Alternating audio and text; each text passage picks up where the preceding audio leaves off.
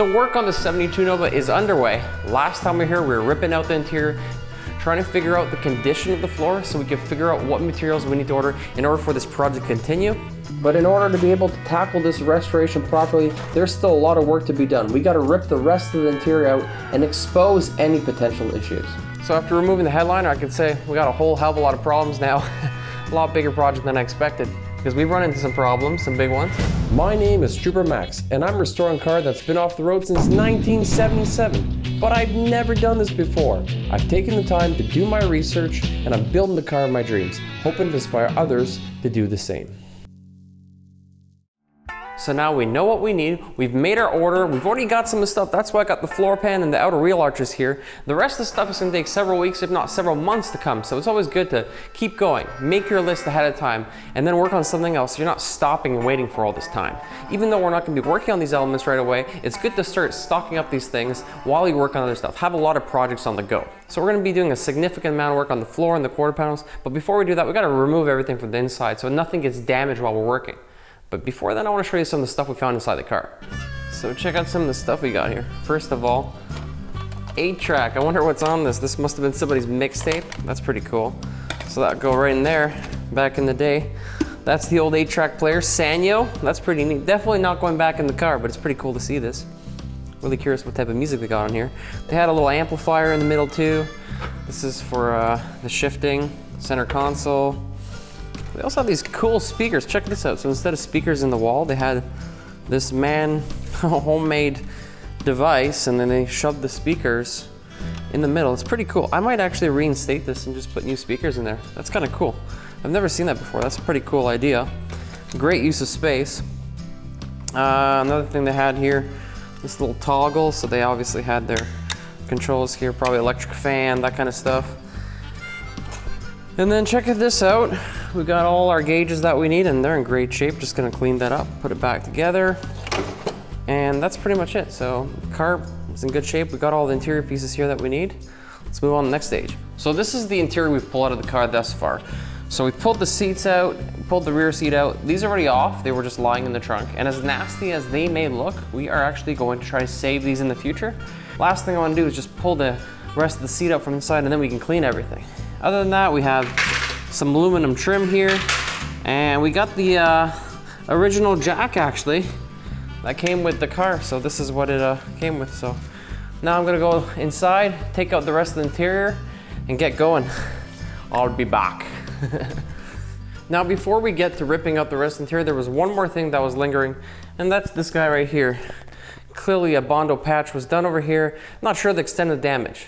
It might be easier to replace the whole door skin than repair it if there's a hole there. If there isn't, we can fix it. But that's something we got to unearth. Now, because this whole car has been painted, likely there's going to be surprises underneath, so we will find stuff as we go. And although we're not stripping the whole car right now, I really wanted to unearth this and just see what we got here. Because if I have to order door skin, I'd rather do it now than just before I got to put it on.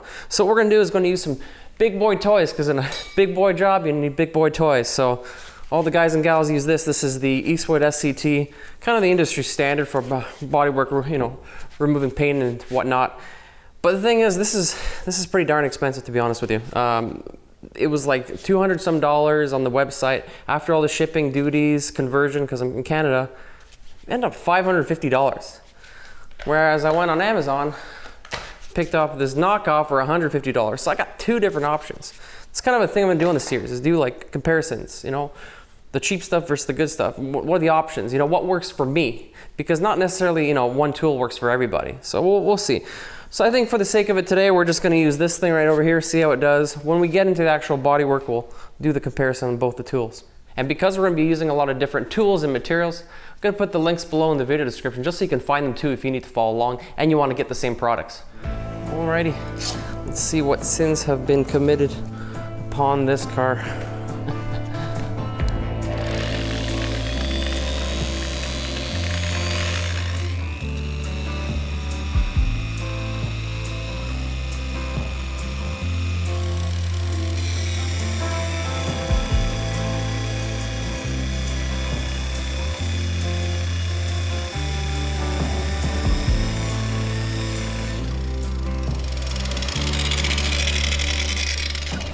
Wow, that actually did a pretty good job. I'm not sure how good the Eastwood is or how long this will last or what the differences are, but so far I'm pretty impressed. For a $150 tool, that's pretty cool.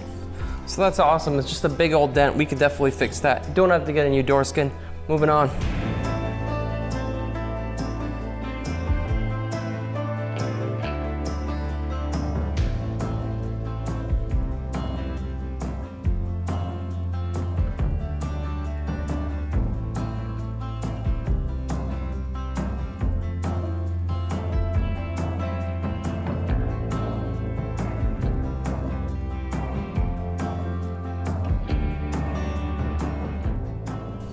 You know, I was gonna save this headliner.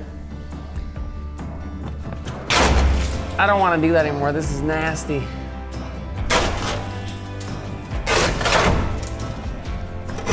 Oh man, damn it, I spent so much time being careful on that, trying to save this thing, but it's absolutely disgusting. There's no way you could save that. This is gross. Oh.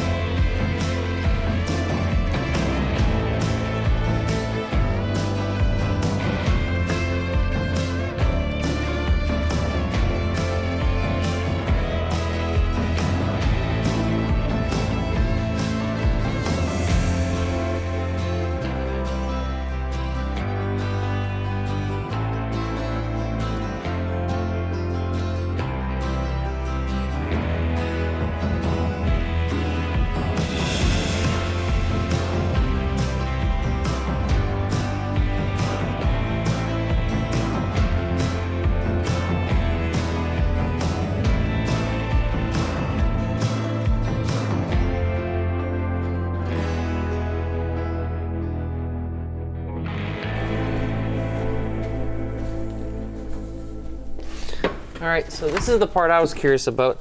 A lot of the cars that I've seen that have good roofs on the outside, but still had full interior, the roofs had deteriorated from the inside.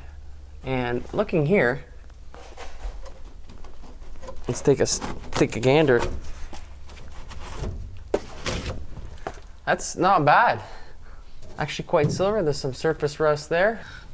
When we remove the window, we might also find more issues because I see here it's pretty rotten.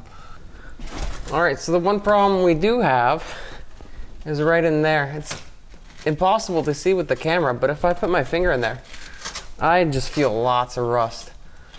So what happened is the window for sure leaked, or did for a while, because in there it's all rotten. The other part of this cross member is just completely rotten through.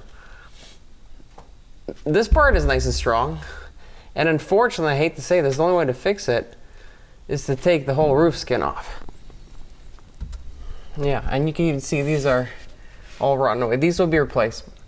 Like, that's a part that's not going to be seen, it's going to be covered, and if it's still structurally sound, you know, if I'm still happy with it, then that's fine. That's the thing that matters. Because it's not going to be beautiful, whatever. If water gets in, then you have a problem. But the thing is, if you stop the source of the water, then it'll be fine, because then you're not going to be feeding this rust. But right now, like, I'm not going to replace all that. There's no way. We might change our mind when we replace the front window and take it out, but I really don't want to do that. So that's kind of a crappy find.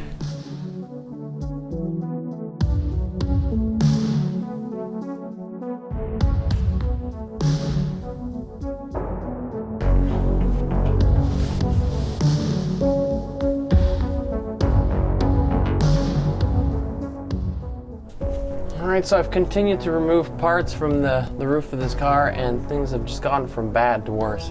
Unfortunately, this area here, water has penetrated. Not so much on that side, a little bit on that side, but pretty bad on this side, and it's just all rusty. Like, this whole area is just falling apart on the inner structure. So the only way to fix that is to cut that off and re-weld it. You have to basically make your own channel, because this can't be replaced. The inner structure can't. So I'm gonna have to, when I remove the window, cut down this and add a new channel of some sorts so we can reinstate the window. But the other issue is, I really didn't want to take this roof off, you know? Because it's like, I was like, the rust isn't that bad. But if you look up there, underneath all this crap, there's just a lot of rust. And maybe it's not terrible, but it is deteriorating. And if we don't stop that deterioration, just with, you know, humidity, like water, like areas here, water didn't get in here directly. There was no leak here, the leak was there. So it's still rusted this much with just humidity and having upholstery and having the headliner and whatnot. So if I leave it like this, it's gonna continue running. So I gotta take the roof off. Have to remove it, and I have to treat the outside of this inner structure. That's the only way we could save this thing. I can't see it done any other way. I'm not worried about the quarter panel that goes all the way up here. There is a bit of rust in there, but it's not too bad. I could definitely shoot something in there. It's more this upper area I'm worried about here. I don't want to lose the inner structure. That's a problem. So this project just got a lot bigger than I expected, but that's what you can expect with cars like this. Yeah, like check this area out. I'm just taking this off, and it's just super rusty back there. Like, look at this. I can go right through it. So yeah, the structural integrity is compromised, which means this piece here has to be replaced or repaired. It's gonna have to be done. It's too weak. I can't leave it like this. This is not acceptable in my mind. It's just unfortunate. It does not pass the test. So there will be more repairs done on this than I expected. And that is the fun of old cars. Look at that, that's really bad. Like, it's still intact there, but like that's a hell of a lot of rust. Might just cut it out chunks and put some sheet metal, we'll see, I'm not sure yet. Gonna have to find a way to repair that. Gonna keep taking the dash off now, and we're gonna keep going. Keep on keeping on, right?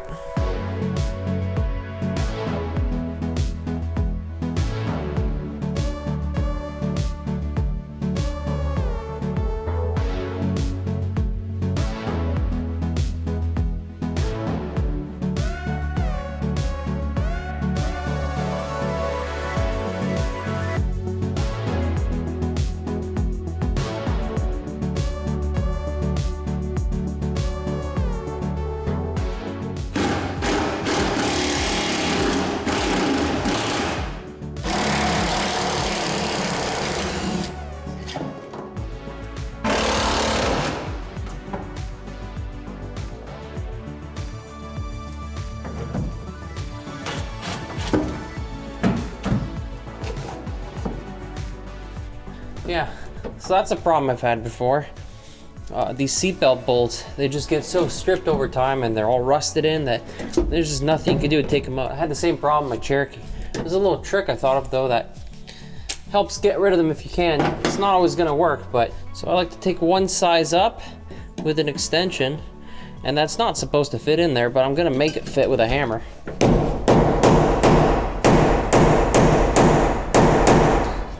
And sometimes you get lucky, sometimes.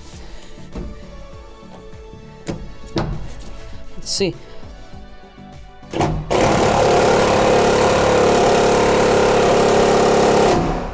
Okay, well it's not spinning, but at least it's holding, so still gotta spray it some more and we'll try again. High performance 3-in-1. This apparently is supposed to break things apart. We'll put that on for a few minutes, wait, we'll try again. Ah, no. Burned right through it.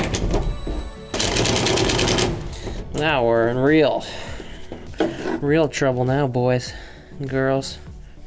Now to give you an idea how much torque that was, check this out. It actually bent the socket. That's a lot of power. So the proper size didn't work, it just spins around, so I jammed the bigger one in with a hammer. Check this out. Bam, comes right out.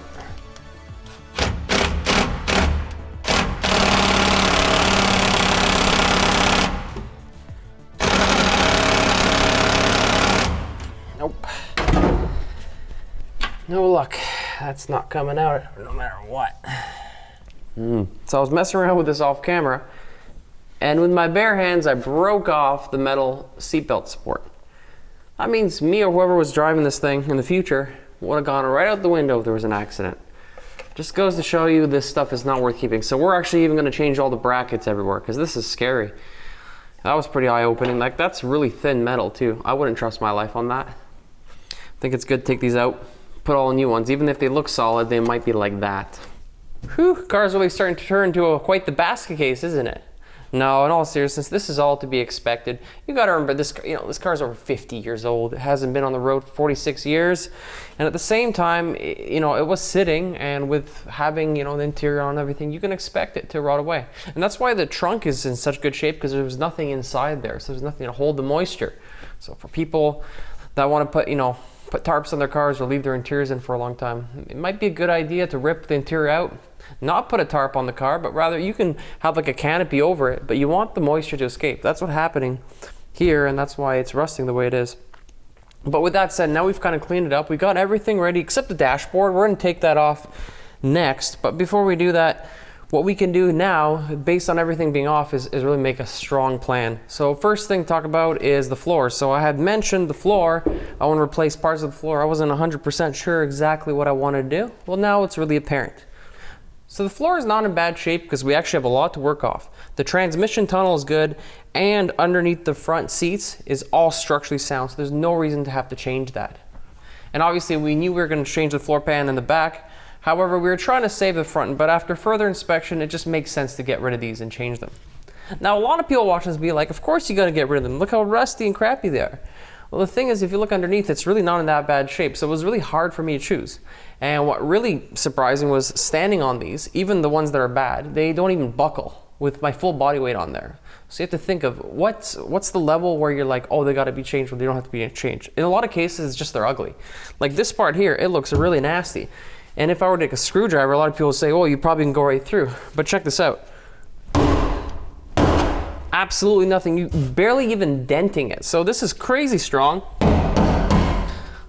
So you don't really need to change them. You could patch pieces, and that's what I was thinking at first. But honestly, the reason I'm changing is because those floor pan pieces, they come front to back. You can't actually buy separate pieces. Like you can buy a front patch and there was a rear patch, but the rear patch actually costs more than the entire section. So I just bought the whole thing for $100 each. It just makes sense to get the whole thing. So we'll save the middle here, and we'll just change these ones because the middle here, it's already structurally sound. There's almost no rust. Everything's silver if you take a look. Like, look, that's what I'm sitting on. It's just beautiful. There's no reason to change that at all. Plus, you have to move these cross members. There's cross members underneath that you have to make sure that they stay intact. There's a lot more work. There was stuff I wanted to do, but it doesn't make sense to get rid of this. There's just more work. So try to keep as much of the stuff original as we can. This is all good. And then back here, obviously, yes, look. Even though there's holes, it's still really hard to go through. It's crazy how strong this metal is, so it's really deceiving. It's just ugly for a lot of people to be like, oh, you're doing it? Redo it, make it look nice, more than anything. In terms of functionality, you're not getting much out of it, but it's a lot stronger than you think. And of course, then you have the roof issue. Out here, it looks all pristine, it looks beautiful, one of the best ones I've seen, but underneath, it's just not the same case. I know there's a lot of rust there, and I'm leaning on for changing, fixing it right now, but that's a huge job. But not everybody's gonna agree with the choice to make. Obviously, there's a lot of different ways to do this. The floor could be done differently. Let us know what you would do in this case, if there's a better way of doing this. And then with the roof, is it worth taking this off and going through all this trouble, or am I just crazy for doing this?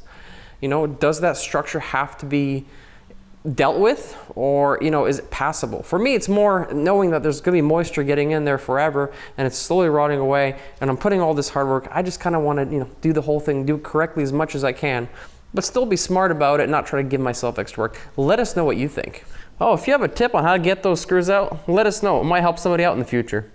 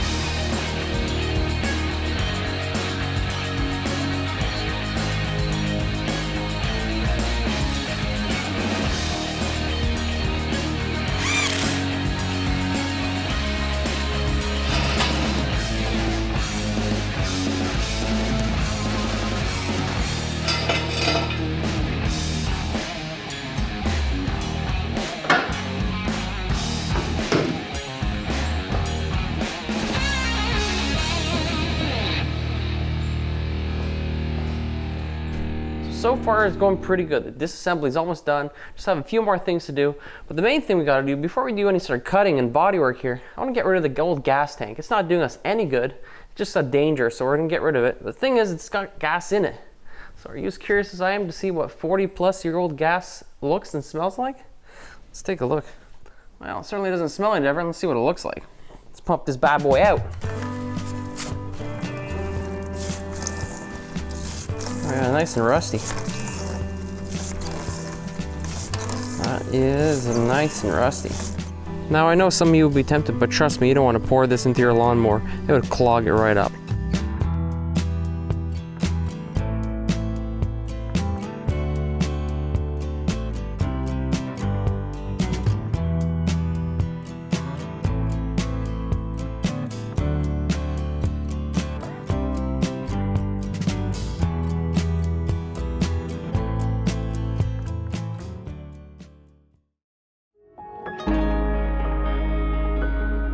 Alright, we're done removing stuff off the car for now, and it's become abundantly clear that this car has some serious problems with windows, rust, and leaks. Both the front and rear windows were not installed correctly, there was gaps, and at the same time leaks had developed over time and has just destroyed some of the inner structure of this car, unfortunately. A lot of the roof is really rusty, so I don't even know if we're going to be able to save this roof anymore, and at the same time the inner structure inside the car and the inner channel where the window sits is totally rotted out. So there's going to be some creative fixes to fix this. So once we get to the roof, we're really going to have to be creative how we could save this, but I'm not sure if we could save the roof anymore. Might have to do something totally radical. At the same time, you got inner structure that's been compromised, and those parts are not replaceable, so we're going to have to get creative for that as well. Both the front and back have lots of problems. Now these are things that were difficult to detect because all the interior was on, all the trim was on, everything was really well hidden. Even the owner, he probably had no idea what was happening, but it was, and that's how it goes. The thing is, if this car sat outside for another 5 years, it would have been in the same condition as all the other cars we've seen. So unfortunately, it's the way she goes. It's gonna be more work than we expected, more challenges, but we'll get through it. There's an answer for everything. Now, in this process, when you're working on something like this, when something like this gets added on, it's time. Time gets added on, you know, challenges. So what we gotta do is we gotta be efficient with our time. We gotta work smarter, not harder. And we gotta optimize what we can work on. So that's what we're gonna talk about now. There's a couple of things we're gonna do that's gonna save us some time. The first tip is for my buddy Bruce. Bruce is a master car builder, and he has an amazing 68 Chevelle that he's built, and it's featured on our other show, Between the Wheels. Probably around 840 horsepower, probably somewhere around 1,100 foot-pounds of torque.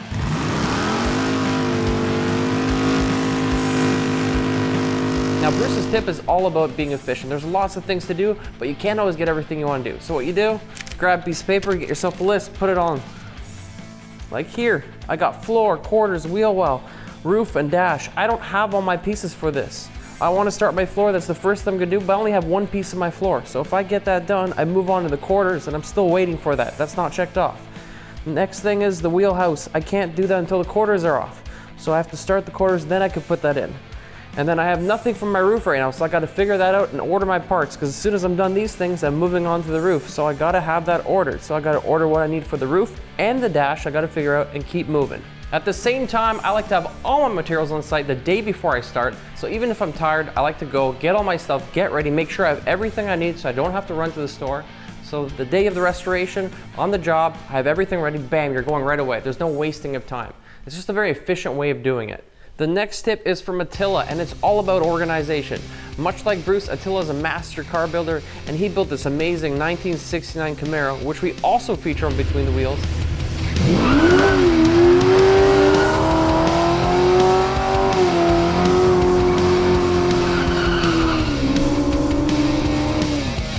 And we featured other cars of his also on the show, and he's built countless cars over the years, so he has a lot of experience. And his tip was all about organization.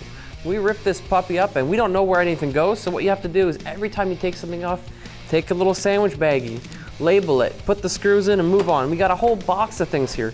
You know, try going through a whole box of fasteners without knowing where everything goes. It's never gonna work, so doing this really gives us a chance to be able to put this thing back together. The next tip is also from Attila. It's pretty cool. So one of the things that we're gonna run into restoring this car is restoring metal pieces that have mechanical purpose. Stuff that's sat this long that's supposed to move or have function doesn't quite work as well, and it's really hard to restore the stuff back to factory quality. So these are 2 items that are example. The first one's for your hood. You got these springs, you got all this mechanical function here, but this is really hard. If you take this and you try to sandblast it or restore it anyway, you're not really gonna get it exactly perfect. You're gonna have to keep moving around. It's really tough to do it. The second thing, and the biggest problem I had is with the seats, is these rails. Now these rails, the reason I had such a trouble taking the seats out was because these rails don't really move anymore. So I could only really move them once I got the seats out and bang them out. Really difficult to do in place. And the thing is, how do you clean this? Like, this is supposed to slide. How do you sandblast that? How do you restore that? And then when a lot of people do restore them, they have a problem where the actual seats don't function though, they're all clicky. So Attila has this crazy trick, and I'm skeptical because I really didn't think this is gonna work, and I've never tried it before, so we're gonna see. If this works, it's a game changer. His secret weapon is this: apple cider vinegar. Apparently, you take your parts, you put them in a container, just like I have right here, so I have a container with my parts in it. You pour in some apple cider vinegar, and you leave it for about 3 weeks. When you come back, it's supposed to all be completely stripped. Everything will be off it. If this works, that'd be amazing because it's gonna save us so much time. Who wants to spend all the time doing this? So we're just gonna use these parts kind of as a test, and we're gonna come back in a couple weeks and see how it does. And the final tip is something that's worked for me for years, and it's all about organization, cleaning, and storage. So we took a lot of stuff off this car. What you wanna do is you wanna get it out of here and put it downstairs in storage because there's a lot of rare parts here. We don't wanna take any chance of anything getting broken or damaged because a lot of these things can't be replaced.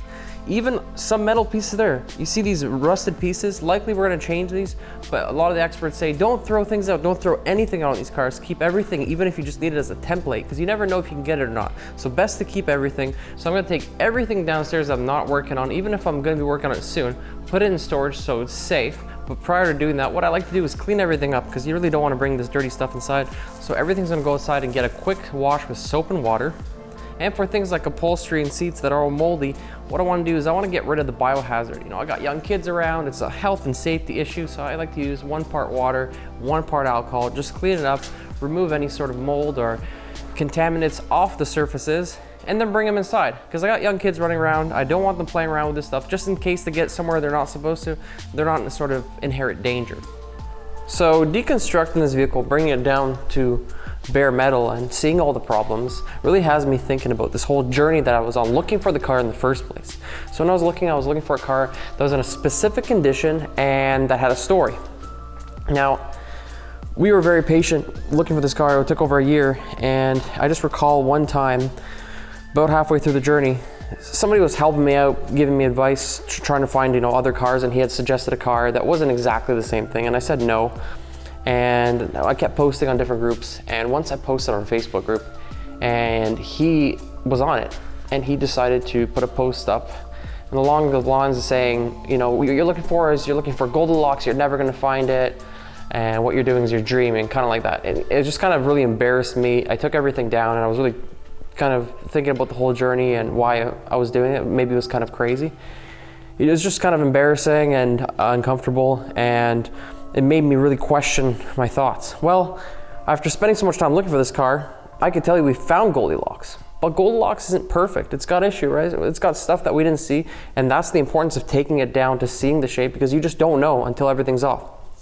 But that said, it is exactly the car we're looking for. And in terms of story, does this car have a story? Of course it does. It doesn't have much of a story, but it's been neglected for so many years. It's a perfect template for us to build our own story on it. But it's got some history in the past, so we hit all our check marks and everything we wanted. And the car, in terms of what I wanted, it hit every single check mark what I wanted, every single one. There's not one thing it doesn't have that I was like, oh, I wish I could have got that. So that's pretty cool. So patience paid off. Now it's a matter of fixing this thing. And it was always my dream to buy a muscle car. But to buy one of these complete in good shape, you're talking a lot of money. It's just not something affordable. At the same time, I don't want somebody's car that someone else has done the work, or it's not as satisfying. I film all these stories of people working on their cars and doing the restorations and stuff. It's just really inspiring. And I wanted to have my own. So what we're gonna do is building this thing, we're gonna develop skills that we never had before. So what I'm gonna do is actually create a list. Every single time we work on something, in the words of Chris Jericho, you just made the list. It's gonna be a restoration list. I'm gonna add things that I've never done before. So already I can add something. I've never removed a headliner on this type of car before. I have removed a headliner, but one big piece, I didn't realize that it's just a piece of fabric. You can't save that, so let's put headline removal. There we go. That's the first thing. And the second thing is, I've never actually removed windows from a car before, so I was really nervous about doing that. It really wasn't a big deal at all. So, window removal. There we go. We got two things. Every time we do something, we're going to add it to the list. When this car is done, we're going to look at the list and see exactly how many things we learned how to do. Because a lot of people want to do something like this. They don't have the skills or the confidence. It's a matter of just getting started. That's what we're doing. One step at a time, we'll get this thing done. That's for sure. So there we go, neat and tidy, just the way we started the week. So that's the end of week one. It was a lot of work taking this thing apart. We haven't taken everything off yet. We just took everything we need to for now. We are gonna continue to take things off as we need, but for now, this is good enough to get on to the next job, which is floor pans. So we're gonna be working on that. We already have all our materials on site. We've got everything ready so that when the day starts, we're ready to go. We'll just start the job. Yes, the job has gotten a lot bigger, but it's something we're gonna do. If you're enjoying the journey, I encourage you to subscribe. Hit the button and make sure your notifications are on. A lot of people subscribe, they don't even know their notifications are off. We're making videos and they're not seeing it. So make sure you have those notifications on so you can see all the videos coming out, because there's gonna be a lot. We're doing this thing head to toe, completely on camera. And I've never done this before, so it's gonna be a learning experience. You're gonna see some successes, some failures, you know, it's gonna be a lot of fun. Make sure you join the ride.